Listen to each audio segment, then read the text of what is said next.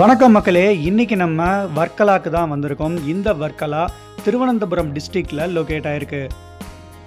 நீங்கள் இப்போ தான் first time triple S travel blogger சேனலை பார்க்குறீங்க அப்படின்னா மறக்காமல் நம்ம சேனலை சப்ஸ்கிரைப் பண்ணியிருக்கேன்.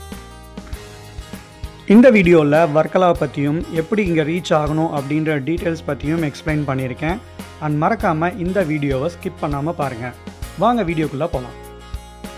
One of the ancient Greek மேனுஸ்கிரிப்டில் இந்த வர்க்கலாவை பலிட்டா அப்படின்னு மென்ஷன் பண்ணியிருக்காங்க. இந்த வர்க்கலாவோட ஹிஸ்ட்ரி அப்படின்னு பார்த்தோம்னா இந்த வர்க்கலாக்கு உதய மார்த்தாண்டபுரம் அப்படின்னு பேரும் இருக்குது. இந்த பெயர் வர காரணம் உதய மார்த்தாண்ட வர்மா அப்படின்ற ஒரு கிங் அவர் செஞ்ச கான்ட்ரிபியூஷனால் இந்த ஏரியாவுக்கு அவரோட பெயரை வச்சு உதய மார்த்தாண்டபுரம் அப்படின்று அழைக்கப்பட்டிருக்கு. நீங்கள் பப்ளிக் டிரான்ஸ்போர்ட் மூலியமாக வர்க்கலா வரணும்னா கொல்லம் வந்து அங்கேருந்து வர்க்கலா ரீச் ஆகலாம். அப்படி இல்லை அப்படின்னா ட்ரெயினில் நீங்கள் டைரெக்டாக வர்க்கலா வந்துடலாம். இங்கே வர்க்கலாவில் உங்களுக்கு கோல்டன் ஐலாண்டுன்னு சொல்லக்கூடிய இடத்துல கயாகிங் இருக்குது அண்ட் போட்டிங்கும் அங்கே அவைலபிளாக இருக்குது. நீங்கள் அதுக்கான சார்ஜஸை பே பண்ணி கயாகிங்கும் எடுத்துக்கலாம் அண்ட் போட்டிங்கும் நீங்கள் பே பண்ணி நீங்கள் அதில் போய்க்கலாம். நீங்கள் இங்கே வந்து போட்டிங் போனீங்க அப்படின்னா உங்களை கோல்டன் ஐலாண்டுன்னு சொல்லக்கூடிய ஒரு தீவு மாதிரி இருக்கிற இடத்துல உங்களை போய் அங்கே ட்ராப் பண்ணிடுவாங்க.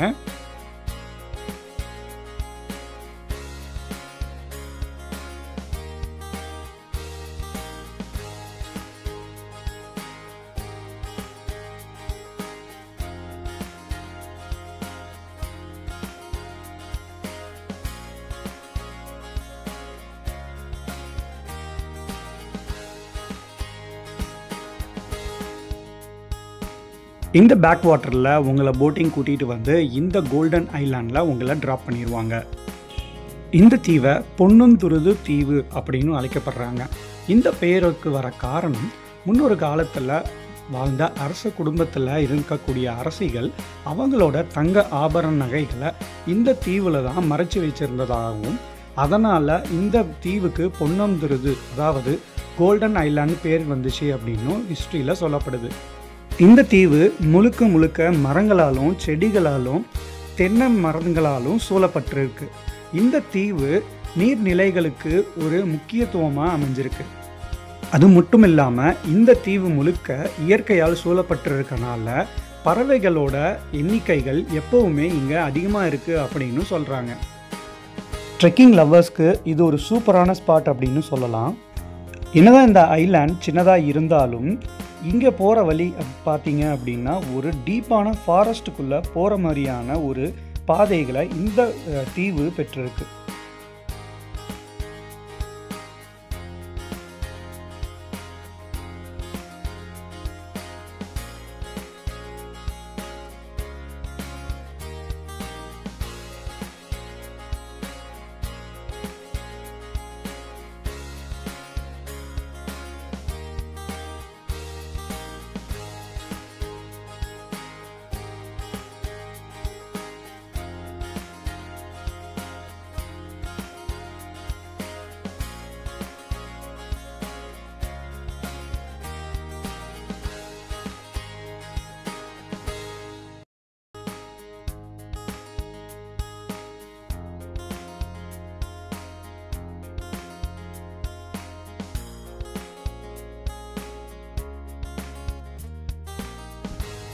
இந்த தீவில் சிவன் பார்வதிக்கு ஒரு கோயிலும் இருக்குது. அண்ட் இந்த கோயில் கிட்டத்தட்ட 100 வருஷங்கள் பழமையானது அப்படின்னு சொல்கிறாங்க. இந்த கோயில் சில வருஷத்துக்கு முன்னாடி இடிஞ்சு விழுகிற கண்டிஷனில் இருந்ததாகவும் அதை இப்போ ரெனோவேட் பண்ணி இப்போ இந்த கோயிலை கன்ஸ்ட்ரக்ட் பண்ணியிருக்காங்க. ஒவ்வொரு நவராத்திரிக்கும் இந்த கோயிலில் ரொம்ப விசேஷமான பூஜைகள் நடக்கும்னு சொல்லப்படுது. அண்ட் இங்கே இருக்க மக்களும் சிவராத்திரி அன்னைக்கு இந்த கோயிலுக்கு வந்து வழிபடுற பழக்கமும் வச்சுருக்காங்க.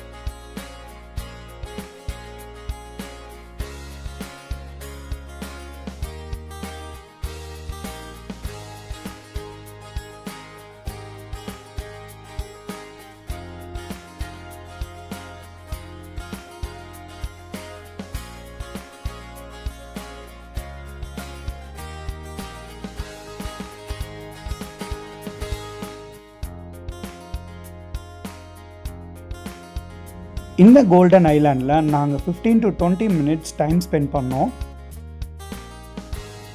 இந்த கோல்டன் ஐலாண்டில் டைம் ஸ்பெண்ட் பண்ணதுக்கு அப்புறம் நாங்கள் புக் பண்ண போட்டு எங்களை பிக்கப் பண்ண வந்துருச்சு.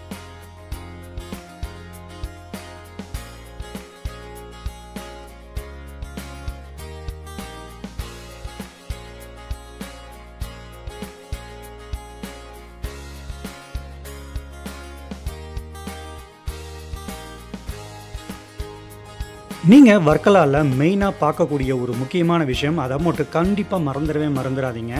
வர்க்கலா பொறுத்த வரைக்கும் சன்செட் ரொம்பவே சூப்பராக இருக்கும். அதுவும் அந்த கிளிஃபில் சன்செட் ஆகிறது ரொம்பவே சூப்பராக இருக்கும். அதை மட்டும் நீங்கள் வர்க்கலா வந்தீங்க அப்படின்னா மிஸ் பண்ணிடாதீங்க.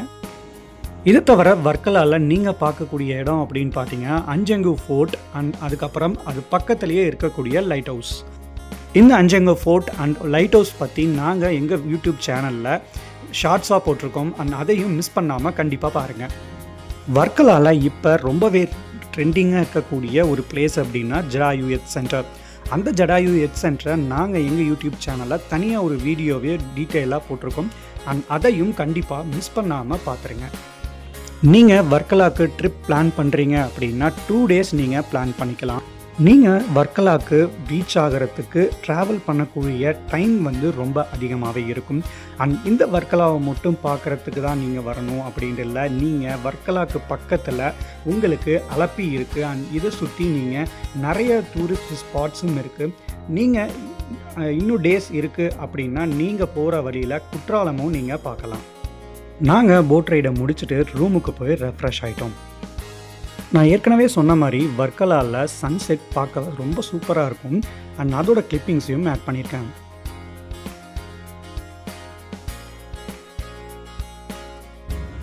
கேரளாலேயே சவுத் இந்தியாவிலேயே அரபிக் சீக்கு பக்கத்தில் இருக்கக்கூடிய ஒன் அண்ட் ஒன்லி கிளிஃப் இங்கே வர்க்கலாவில் மட்டும்தான் இருக்குது அப்படின்னே சொல்லலாம்.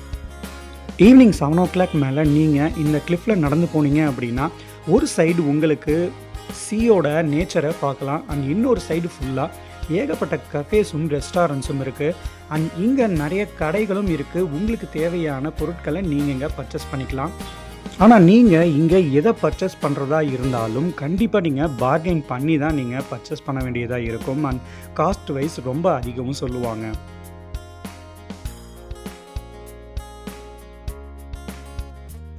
இந்த Cliff around 1.5 to 2 kilometers distance இருக்கும். இந்த கிளிஃபில் அரவுண்ட் நீங்கள் 2 to 3 hours நீங்கள் தாராளமாக டைம் ஸ்பெண்ட் பண்ணலாம். மெயினாக சீ ஃபுட் லவர்ஸ்க்கு இங்கே எக்கச்சக்கமான ரெஸ்டாரண்ட்ஸ் இருக்குங்க. இந்த வர்க்கலாவில் இருக்கிற இந்த கிளிஃபோட நைட் வியூ நான் உங்களுக்கு விஷுவலாக காட்டுறேன். அண்ட் இந்த வீடியோவில் நீங்கள் அதை பாருங்கள்.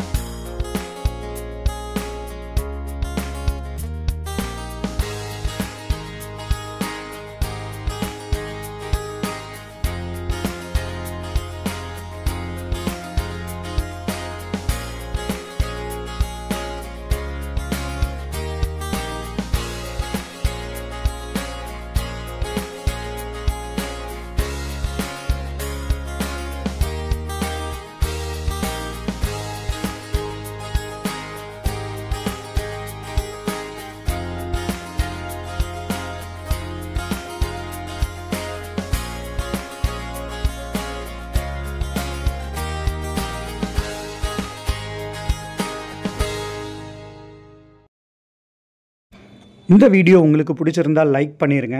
அண்ட் உங்கள் ஃப்ரெண்ட்ஸ் அண்ட் ஃபேமிலிக்கு ஷேர் பண்ணுங்கள். நம்ம சேனலை இன்னும் சப்ஸ்கிரைப் பண்ணாமல் இருந்தீங்க அப்படின்னா மறக்காமல் சப்ஸ்கிரைப் பண்ணிடுங்க.